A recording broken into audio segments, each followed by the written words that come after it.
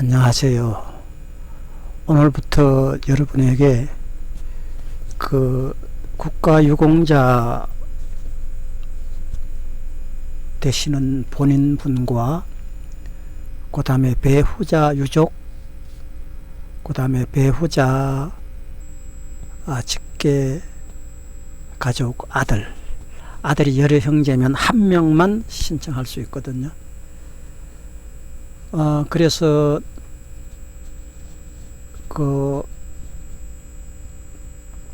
여러분들이 저와 같은 이런 상황에서 저와 같이 골탕 먹지 않고 좀 쉽게 여러분들이 그 유공자 되기까지 그 절차를 밟는 내용에 대해서 아주 상세히 제가 아는 데까지, 제가 너무 골탕을 많이 먹었기 때문에 아주 상세히 그렇게 앞으로 1편, 2편 나누어서 몇 편이 됐든지 계속 여러분과 같이 배우면서 또 여러분에게 제가 그동안에 파고들었던 내용들을 소개를 해드리겠습니다. 물론 이런 것은 그냥 변호사분들에게 이렇게 맡겨서 하면 되지만, 변호사분들은 뭐 대체적으로 딱 부러지게 정해진 금액은 아니지만은 무슨 일거리를 몇 개만 대략 다 기본이 대략 한 500만원 정도를 줘야 변호사를 접할 수 있잖아요. 그래서 유공자가 되어 가지고 포상연금을 얼마나 받을지 혹은 못 받을지, 그냥 유공자만 되고 그걸로 끝날지, 이런 것도 아직 잘 모르는 상태에서 덜렁 변호사를 샀다가 변호사가 힘껏 다 해주고 유공자가 되지도 않고 그렇게 되면은 돈만 500만원 날리잖아요. 그래서 여러분들이 좀 어렵더라도, 시간이 걸리더라도 본인이 직접 하셔야 됩니다. 이거 제가 해보니까요,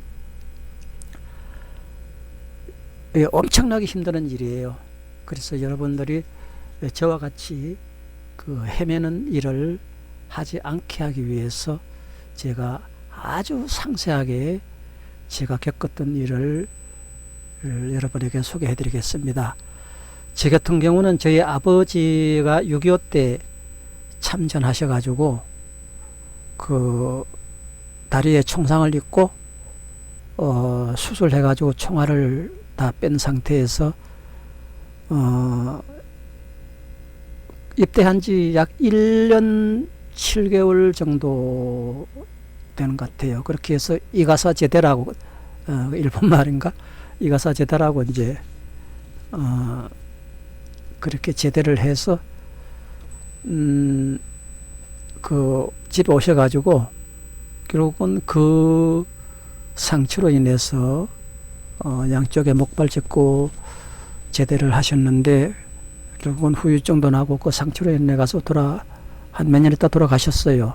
근데 우리는 그런 거 모르고, 뭐 유공자가 되는지 그런 것도 모르고, 또 엄두도 못 내고, 누구 하나 왜 그러냐면 저는 어렸을 때고 할아버지는 연세 많고 어머니는 또 엄마라서 안 되고, 이런 거 하나를 이렇게 파헤치고 다니면서 이런 것을 해야 될 사람이 없었기 때문에, 또 사람도 없었을 뿐더러 이런 게 되는지 그런 것도 몰랐기 때문에, 저는 아직 유공자 그 승인이 아직 나지 않고 있는데 지금 절차 중이에요. 그래서 유공자 승인이 나든 안 나든 관계없이 돈을 500만원씩 이렇게 들여서 변호사를 꼭 사서 할 필요는 없다. 제가 여러분에게 전화번호도 올려드릴 거고, 아주 상세히, 정말 상세히 앞으로 10편이 됐든지 100편이 됐든지 상세히 제가 설명을 앞으로 드릴 것을 약속을 드립니다.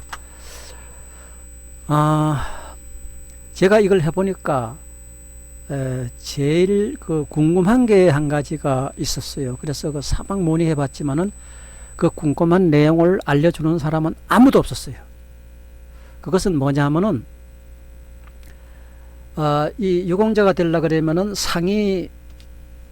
혹시 전사 이제 이런 건데 뭐 항목별로 하면은 이제 6.25 때라든지 4.19 혁명 때라든지 그 다음에 뭐 정경 등 경찰 뭐 이런 공무원 소방 공무원들까지 합쳐서 그렇게 그 현지에서 전사 혹은 사망하신 분 그런 분들도 있고 또 현재 그렇게 상해로 인해 가지고 고통받고 계신 분도 있고 뭐 이 분야가 광범위해요. 내가 이거를 이제 파헤쳐 보니까 내가 과거에는 몰랐는데 저도 지금에서 우리 가족들에게 이 얘기를 듣고 지금 이 내용을 지금 마구 파헤치고 있습니다. 그래서 어느 정도 이제 여기에 대한 자신이 생겼기 때문에 캄캄했던 처음에와 달리 지금 자신이 생겼기 때문에 여러분들이 저와 같은 이 단계까지 오기까지는 저의 설명이 꼭 필요하고 저의 그 유공자 인정받기 절차 방법 1편에서 10편이 됐든지 100편이 됐든지 계속 차례대로 여러분 들으시면은 그 저같이 막 엉뚱한 데 헤매고 엉뚱한 짓을 하고 또 궁금했던 거 알지 못했던 거 그거 막 사방 알아보려고 하고 이렇게 할 필요가 없습니다. 제가 모든 것을 다 아주 상세히 공개해 드릴게요. 그래서 여러분들이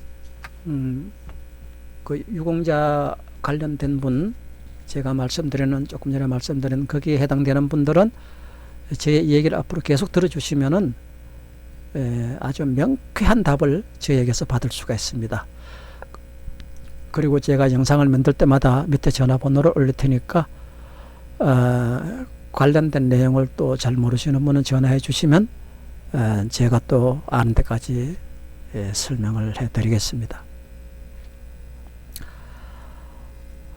유공자는 이제 전사자나 혹은 뭐 정경 소방 이런 분들이 또 현지에서 돌아가셨거나 또 두 번째는 상해자 이제 상해자 이시거나 했는 경우에 그 등분이 세 등분으로 나눠져 있어요.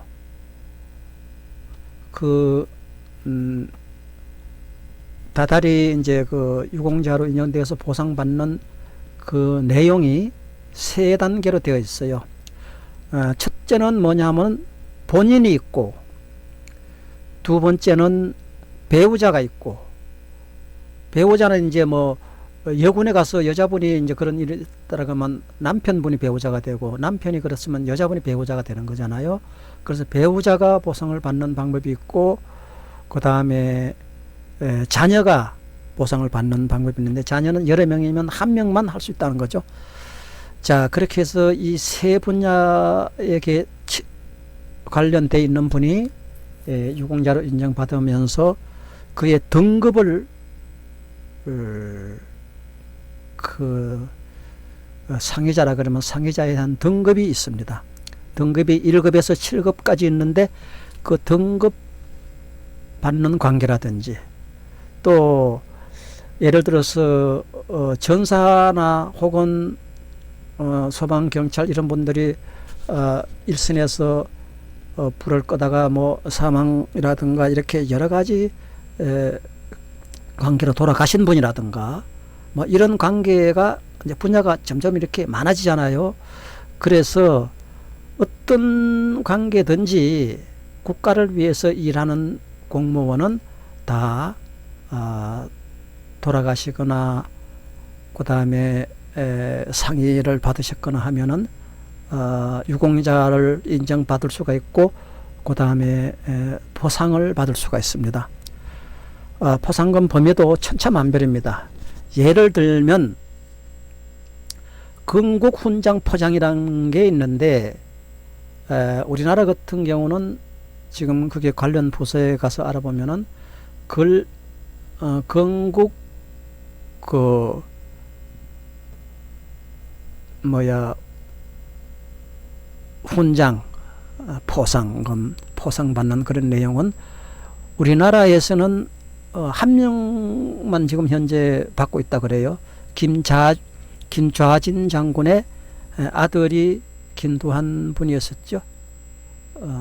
그 아들 중에서 김두한 분은 또 이제 돌아가셨죠. 그렇게 또 다른 아들이 있다든가 이렇게 손자에까지는 안 되는 것 같더라고. 그런데 손자에까지도 유공자에 대한 인정을 받는데 포상금은 다르죠. 그래서 건국 훈장 포상이 상금이 제일 많아요. 국가에서 제1인자예요. 그렇게 김좌진 장군 같은 분들은 그 청산리 싸움 같은 데서 총사였잖아요. 그렇게 지금으로 말하면 그때 정부가 없어 그렇지, 정부가 있었다 그러면은 육군 참모총장과 같은 거죠. 그러니까 그 총사 일을 한 그분에 대한 것은 공이 제일 크다. 건국 그 훈장 포상 그분은 자손들이 500만 원 정도 이렇게 받는다고 나와 있습니다. 그래서 그렇게 되는가 하면은 이제 뭐 막 종류가 수백 가지 돼요. 100가지 되는데 내가 관련된 게 나는 어떤 데에 관련되어 있느냐. 내가 우리 아버지가 전사를 했거나 뭐 소방경찰 공무원에서 뭐 현지에서 사망을 했거나 이렇게 된 분인지, 그러면 내가 배우자이냐, 내가 직계가족 아들 중에 한 명이냐, 여기에 따라서 상금 받는 내용도 다 틀리고, 그런데 유공자는 다 인정이 됩니다. 유공자로 인정되는 것은 본인과 그 다음 배우자와 직계가족 아들, 그 여러 형제라면 그 중에 한 명이 신청한 사람 한 명이 유공자로 계속 혜택을 받는데, 이 유공자에 대한 혜택은 어마어마하게 큽니다. 예를 들어서 뭐 아파트 분양받는데 영순위를 받는다든가, 그 열차를 타도 이제 장거리 KTX나 이렇게 다 감액을 받고, 공원 무슨 이런 그 고공을 간다든가 이런 데도 다 감액을 받고, 하여튼 이 유공자가 된 분에 대한 혜택은 광범위하고 생활 전반에서 다 이루어집니다. 그래서 그런 것을 여러분들이 앞으로 저와 같이 계속 이제 제가 상세하게 그동안에 이걸 제가 우리 아버지 거를 하면서 알게 된 내용, 그것을 상세하게 제가 설명을 해드릴 테니까 여러분은 저같이 고생하지 마시고 저의 이 관련된 이 유공자 인정받기 절차 방법을 각 편마다 차례대로 쭉 도와주시면은 여러분들에게 큰 도움이 될 것입니다. 그래서 오늘은 일단은 여기에 적혀 있는 내용부터 설명을 드릴게요. 많은 것을 한꺼번에 다 설명할 수 없어요. 어마어마하게 광범위하기 때문에. 첫 번째, 관련 기관 찾아서 서류 접수 수순, 이렇게 되어 있는데, 일단은 여러분들이 이 유공자에 관련된 분, 본인이거나 배우자거나 자녀 중에 한 명이거나 하면은 관련 기관을 찾아서 서류 접수 수순을 받아야 됩니다. 그런데 그 관련 기관이 어디냐 하면 보훈처입니다. 제일 먼저 여러분이 가야 될 곳이 보훈처예요. 보훈처는 이제 이 서울 부근에는 이제 북부 보훈청이 있고 남부 보훈청이 있는데, 북부 보훈청은 이제 의정부에 있고 경기 이렇게 서울 이렇게 합쳐봤을 때, 남부 보훈청은 서울역에 방배동 어디 있고 하여튼 이렇게 다 있어요. 그래서 그 지도를 검색해 가지고 보훈처, 자기가 예를 들면은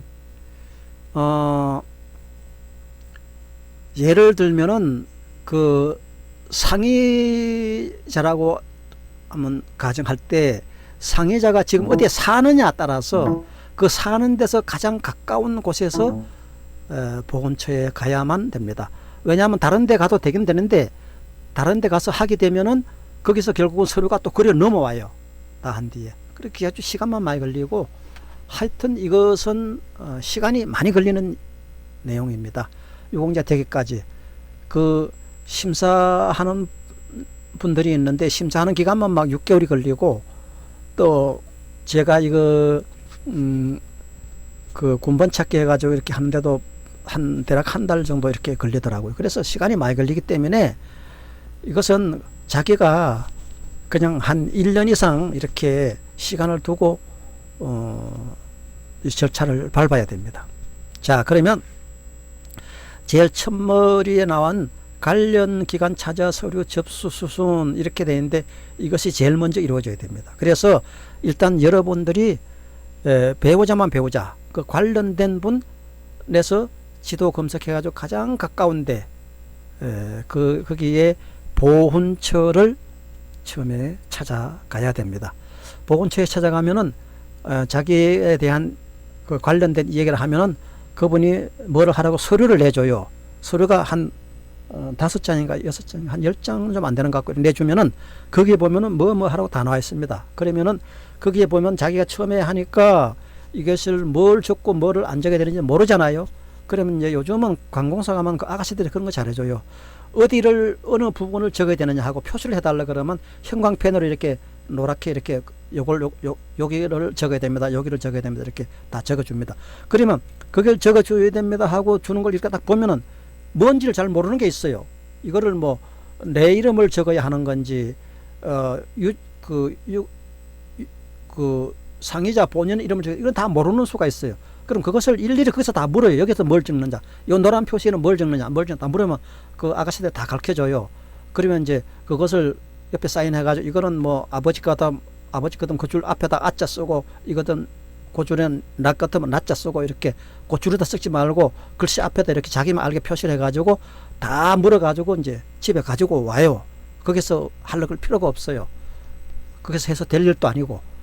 그래가지고 거기 가면 이제 뭐 명함판 사진하고 뭐 하고 재적증명서 뭐 이런 거 군번하고 뭐 병상일지 이런 거 이제 쭉 나와 있어요. 그걸 하라고 나와 있어요. 그러면은 제일 먼저 해야 될 게 뭐냐면 보건처에 가서 그 서류를 받아와 가지고, 서류가 그게 하루아침에 서류가 만들어지는 게 아니에요. 그 서류가 만들어지는 기간이 최소한 한 달에서 몇 개월 정도 걸려야 돼요. 그 집에서 자기가 작성을 해야 돼요. 작성을 하는데 이제 어떻게 하느냐, 그 서류에 보면은 뭘 해라 하고 그 아가씨 가르쳐줬고, 여기는 누구를 뭘 적으라고 다 가르쳐준 거를 자기가 반드시 그 옆에다, 요거는 내 아버지하고 거를 내가 한다 치면 요거는 아버지하고 그 글씨 앞에다 아자 쓰고 반드시 그렇게 해와야 돼. 나중에 하면 벙벙하게 잊어먹어요. 그러니까 또 그 밑에는 뭐 나에 대한 걸 적으면 나자 쓰고 뭐 이렇게 쭉 써와야 돼요. 그 집에 와서 그 아가씨한테 물어도 집에 오면 그 벙벙한 게 하도 내용이 많아가지고 모릅니다. 그래서 반드시 그렇게 적어와가지고 거기서 적는 게 아니라 그 어디다 적느냐 그것만 배워와가지고 집에 와서 하다가도 잘 모르면은 그 아가씨 전화번호를 미리 하나 거기서 받아와요.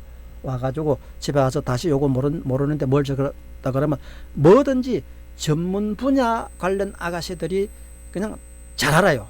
다른 분야는 나무 분야 거 몰라. 그렇게 반드시 전문 분야 그 관련 그 아가씨한테 그걸 물어야 돼요. 그래서 집에 가져가지고 적다가도 잊어버거나 잘 이해가 안 갈 때 그 아가씨한테 전화해 가면서 그것을 작성을 해 나가야 됩니다. 자, 그렇게 해서 우선 1번 항목에서 관련 기관 찾아서 보훈처죠 서류를 받아와야 된다 하는 거 말씀드렸고, 그 다음에 두 번째 유공자 관련 해당 내용 알기. 이 유공자 관련 해당 내용 알기는 이게 뭐냐 하면은 예를 들어서 본인 같으면은 본인도 마찬가지예요. 본인도 뭐 예를 들어서 뭐 전사한 사람이라 그러면 본인이 될 수 없잖아요. 배우자 아니면은 직계가족 아들이 되는데 둘 중에 한 명이 이제 서류를 만들게 되는데, 본인과 배우자나 직계가족 아들이나 서류 만드는 방법 똑같아요. 똑같은데 유공자 관련 해당 내용을 알아야 되는데 이걸 모른단 말이에요. 그러면 그 보건처에서 받아온 서류 작성 그것만 해가지고 되느냐? 그렇지 않아요. 굉장히 복잡하고 내용이 많아요.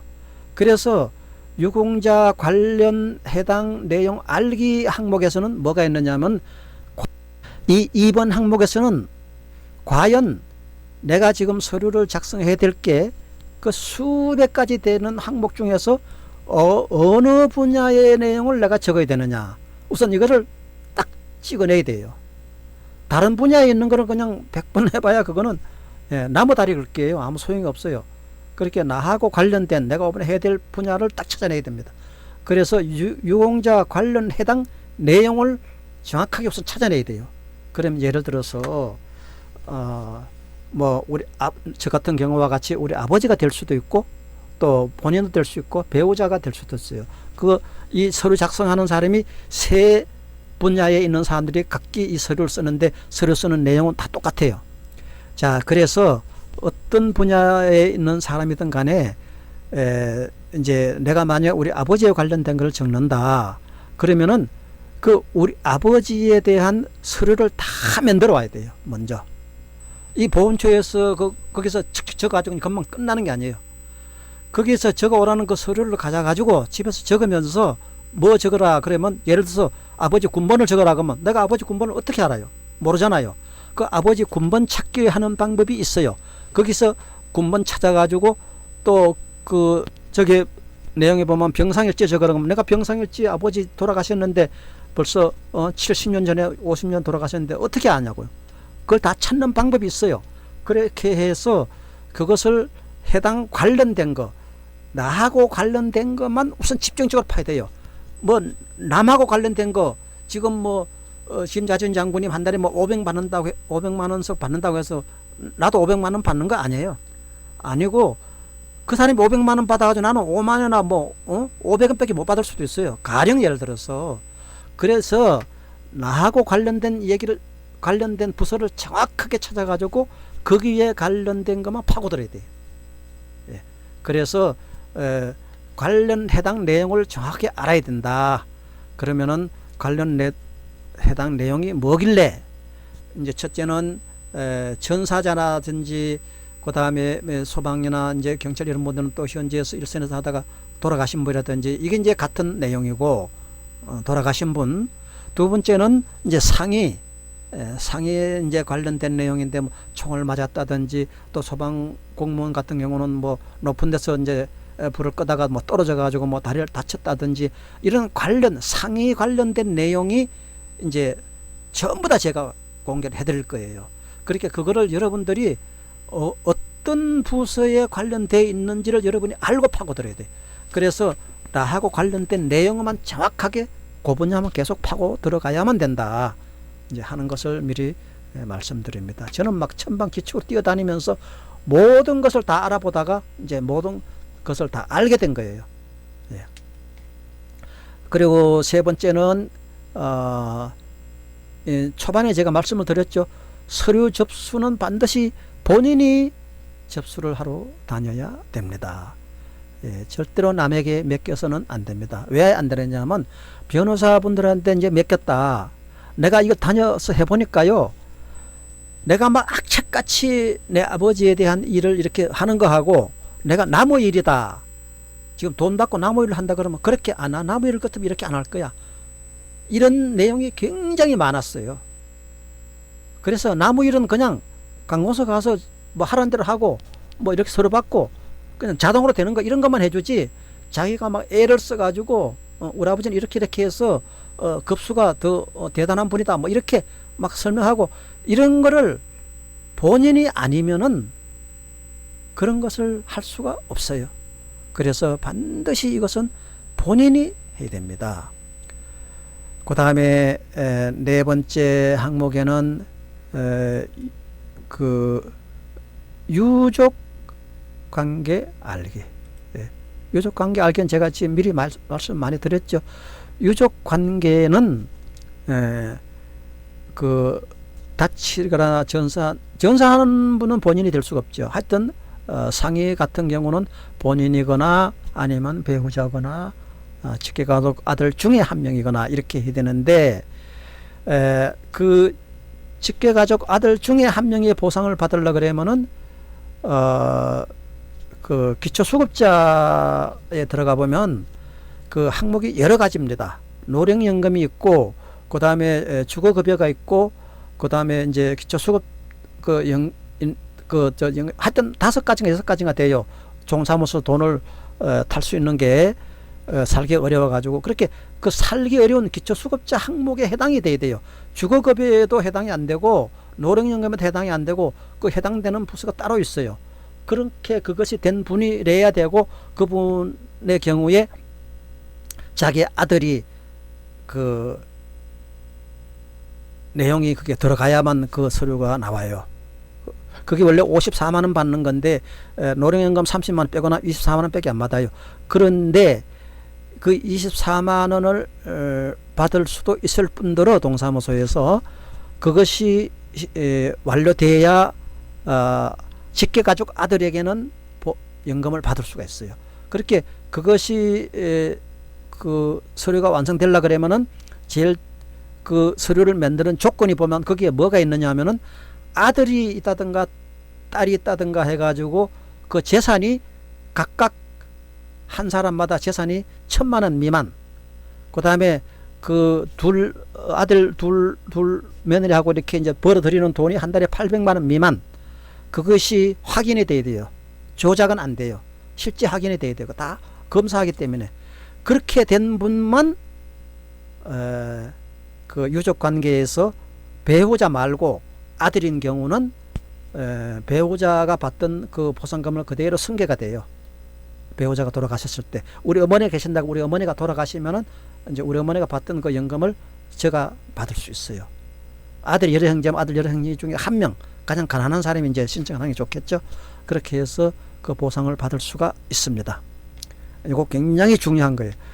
그래서 여러분들이 이 유족 관계에 대해서도 제가 얼마나 그동안에 많은 것을 알아보고 다녔느냐, 골탕을 많이 먹고 이 문제를 파헤치느냐 하는 것을 여러분에게 이렇게 쉽게 얘기하지만은 저는 이루 말할 수 없이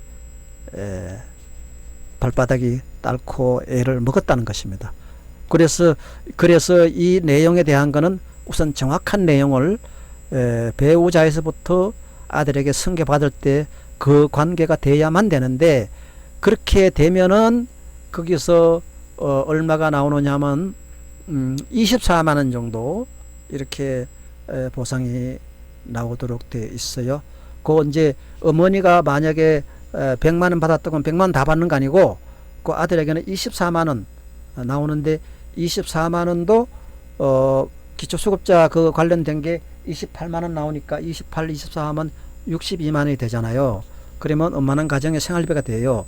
그래서 그 관련에 정확하게 그것이 관련이 정확하게 돼줘야만이 직계가족 아들에게는 그 남은 몇십만이라도 그렇게 부모가 자기 어머니가 받던 것을 어머니가 돌아가시면 그 아들이 받을 수가 있습니다. 그 다음에 포상금 내용 알기 5번째, 이거는 범위가 워낙 광범위하기 때문에 이번에 한 번에는 다 설명 못하고, 포상금을 받는 부서 관련은 전사자, 그 다음에 경찰 뭐 소방 이런 분은 이제 현장에서 그 사망 이렇게 되는 경우에 포상금이 거의 나오게 되고요. 물론 뭐 이제 경찰이나 뭐 소방서는 일본들은 다 일선에서 나라를 위해서 일하는 거잖아요. 그렇게 되고, 거기서 이제 범죄, 예를 들어서 무슨 내 아버지가 6.25에서 때 총 맞아 돌아가셨다 하더라도 그 내 아버지가 아군들과 싸워서 사람을 죽였다, 내 병사를 죽였다, 성질이 나빠가지고, 그리고 나서 6.25 그 적군에게 총 맞아 죽었다, 그러면 그건 보상 아무것도 못 받아요. 또 이것도 알고 있어야 돼요. 그래서 그 범죄에 대한 기록이 거기에 남아 있으면은 그 보상을 못 받습니다. 그 외에는 다 받을 수 있어요. 사망한 경우는 전사든지 경찰, 소방 등 현지에서 죽든지. 그 다음에 상해에 대한 거는 그 심판을 하는 부서가 있어요. 그렇게 해가지고 처음에 1번 항목에서 그 보훈처 서류를 내가 받아서 집에 작성하라 그랬죠. 집에서. 그럼 작성해가지고 보훈처에 다 넣으면 그게 금방 되는 게 아니고 최하 6개월에서 8개월 정도 걸려요. 왜 걸리느냐? 그것이 그 보훈처, 북부보훈처다 그러면 북부보훈처에서 그걸 검사하는 게 아니고 검사하는 부서는 따로 있어요. 국가에서. 완전 다른 곳에 있어요.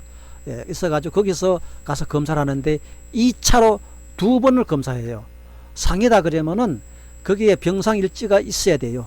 물론 병상일지가 없는 경우도 인후보증서 누가 같이 그때 전우가 옆에 있어서 인정하는 사람이 있다든가 뭐 이렇게 인후보증을 해줄 사람이 있다든가 이렇게 해서 할 수도 있고, 또 전혀 없어도 제 아버지 같은 경우는 병상일지가 전혀 없어요. 없어도 지금 판례에 제가 들어가서 봤는데 전혀 없어도 유공자로 인정받을 수가 있어요. 예. 그래서 그것을 심판해주는 또 부서가 또 있어요. 국가에서. 이걸 내가 해보니까 이 전국에 흩어져 있어 가지고 이런 포상 문제라든지 이런 거를 해결해주는 부서가 수없이 많이 있어요. 한 군데 다 하는 게 아니에요. 예. 그 부서를 다 자기가 찾아가서 할 줄 알아야 돼요. 그렇게 알려 그러면 자기가 찾아서 하려 그러면 1년도 더 걸리고 어떤 사람은 하다가 지쳐서 그냥 포기해버려요. 그래서 여러분이 그런 데 가서 그렇게 할 거 없이 저에게서 모든 것을 다 배워서 여러분은 일사천리로 서류를 처리할 수가 있습니다. 네. 그래서 이 포상금 관계 내용을 다는 설명 못하고 크게 골격을 나눌 때 그 심판 보훈처에 이제 서류가 접수가 되면 보훈처에 대한 서류를 가지고 심판하는 심판실이 있는데, 심판실 그런 그 부서가 회사가 있어요. 또 그건 또 서울이 아니고 또 지방에 가 있어요. 그렇게 해가지고 거기서 하는데 누구가 하느냐면 의사가 7명 8명 뭐 정확한 숫자도 내가 여기 있는데 하여튼 그렇게 이상이 전문 의사가 그 병상 일지를 보고 이 사람은 그 등급이 얼마를 매겨야 된다 하고 의사가 1차적으로 판단을 합니다. 그러면 그 의사가 1차적으로 판단하는 등급 내용을 보고 그걸로 끝나는 게 또 아니고 또 실무진이라고, 그건 의사가 아닌 국가 공무원들이 실무진이 또 7, 8명, 그 10명 가까이가 또 그 부서가 한 회사 안에 있는데 거기서 또 서류가 넘어가면은 거기서 또 이제 확인을 해요. 왜냐하면 심리하는 의사하고 또 유족 지금 신청하는 사람하고 또 싸바 해가지고 뭐 어쩌게 할 수도 있잖아요. 가령 뭐 그렇지 않지만 그렇게 되는 경우를 대비해서 아주 국가에서 그건 철저히 제가 봤을 때는 잘 하는 것 같아요. 그렇게 해야 되는 것 같아요. 하도 싸바가 많아서 지금 군대에서 지금 하는 내용들 좀 돌아가는 거 보세요. 막 싸바 때문에 그 성추행을 하고도 그냥 뻔뻔하게 뒤집어 씌우고 사람이 죽으니까 이제 그거를 막 수사하고 하는 거 아니에요? 이렇게 이 군대에 대한 내용은 밀폐된 공간이기 때문에 지금 우리 같은 경우는 우리 아버지가 군에 가서 죽고 우리 삼촌도 군에 가서 죽고 다 죽었어요. 어떻게 아버지는 지금 6.25 때 총 맞았다는 그게 이제 지금 나왔어요. 그렇지만 이 삼촌은 어떻게 죽었는지 내용도 몰라요. 예. 아버지 죽고 얼마 있다 삼촌은 군에 가서 죽었는데 이제 3, 4개월 있으면 제대하러 나온다고 마지막 편지가 왔는데 그 편지 받고 얼마 있다가 삼촌이 안 오고 제뽕다리가 왔어요. 그래서 우리 어머니가 막 그냥 이놈들아 우리 삼촌 살려내놔라고 막 실신해가지고 있을 때에 그 사병들이 뭘 알아요? 여기서 시킨 대로 하죠. 그 안에서 뭐 자기들 마음대로 주물르니까 어떻게 돌아가는지 알 택이 없는 거예요. 예. 그래가지고 한다는 말이 이분은 우리가 오히려 화장해 왔으니까 화장 비용을 받아야 된다. 참 기가 막힐 노릇이죠. 그래 국가에다 목숨을 바치고도 군대에서 그 사병에 보내가지고 가서 화장 비용까지 받아와라. 이렇게 하는 게 군 내부예요. 그렇게 해도 그것을 누가 파헤칠 사람이 아무도 없어요. 그리고 우리 삼촌 같은 경우는 벌써 6.25 당시 좀 있다 그렇기 때문에 벌써 몇십 년 지나서 그때의 그 일을 처리했던 사람들은 다 제대했거나 다 죽고 없기 때문에 찾아낼 길이 없는 거예요. 그러면 내가 아무리 그걸 이 얘기를 해도 이 심판실에서는 서류 가지고만 이해가지 그런 말 따위는 다 소용이 없다로 돼 있어요. 그래서 이 굉장히 중요한 이런 내용들을 앞으로 제가 일일이 다 파헤쳐 가지고 여러분에게 다 알려드릴 것입니다. 그러므로 이제 오늘은 너무 많은 것을 설명할 수 없고, 이 보훈처 심사위원들이 심판을 내릴 때에 1급에서 7급까지 내려요. 그 상위 정도를. 그렇게 심판을 거기서 나오면 그거 가지고 이제 포상이 이루어지기도 하고, 유공자만 되고 포상을 못 받을 수도 있고, 여러 가지 항목으로 막 갈라져요. 포상 금액도 막 1급에서 7급까지 막 금액이 엄청난 차이가 나요. 1급에는 뭐 300만원, 200만원, 100만원 뭐 이렇게 받다가 7급에 내려와서는 뭐 20만원, 50만원, 30만원 이렇게 못 받아요. 그것도 이제 또 7급에는 6급까지는 이제 그렇게 되고, 7급에서는 또 달라요. 7급에는 대략 뭐 총상을 입었고 상의를 입었다 이런 사람 다 거의 다 7급이에요. 근데 7급에서는 본인 그 상의 입은 본인만 받고 유족은 또 못 받아요. 그래서 지금 여야 의원들이 그거 유족도 받아야 된다고 지금 요새 법을 바꾸려고 한다잖아요. 예. 그래서 그 유족의 범위가 얼마나 넓어요. 그러니까 또 국가 예산이 많이 들어가죠. 예. 이런 등등 문제 등이 있습니다. 그래서 여러분은 이 상위에 대한 분은 무조건 6급 이하로 등급을 받아야만이 보상금을 받을 수 있어요. 그래서 7급이라도 보상금을 조금이라도 받을 수 있는 것은 본인, 그때 유교 당시에 했다든가 지금 경찰 공무원 했다든가 본인 지금 장애자가 돼가지고 이렇게 됐다든가 하면은 그 본인에게는 적어나마 7급인 경우에 보상을 받아요. 근데 배우자나 아들이나 유족은 보상을 못 받아요. 7급 경우는. 급수는 8급, 9급, 10급까지 다 있어요. 있는데 그런 경우는 8급, 9급, 10급 이런 거는 급수만 나왔지 유공자증을 안 내준다. 그러니까 그건 뭐 우리하고 해당 안 되니까 이해할 필요가 없어요. 급수는 10급까지 있다 이렇게 돼 있어요. 자, 그렇게 해서 오늘 너무 많은 것을 여러분이 알기가 힘들기 때문에 이 보상금 문제는 상위 정도가 1급에서 7급까지 있다 하는 것까지만 설명드리고, 여러분이 앞으로 1편이지만 2편, 3편 쭉 보면은 알아야 될 게 무지무지하게 많습니다. 그것을 여러분에게 상세히 제가 설명을 해드릴 것을 확실히 약속을 드립니다. 오늘은 여기서 마치고 또 2편을 여러분 기대해 주시길 바랍니다. 감사합니다.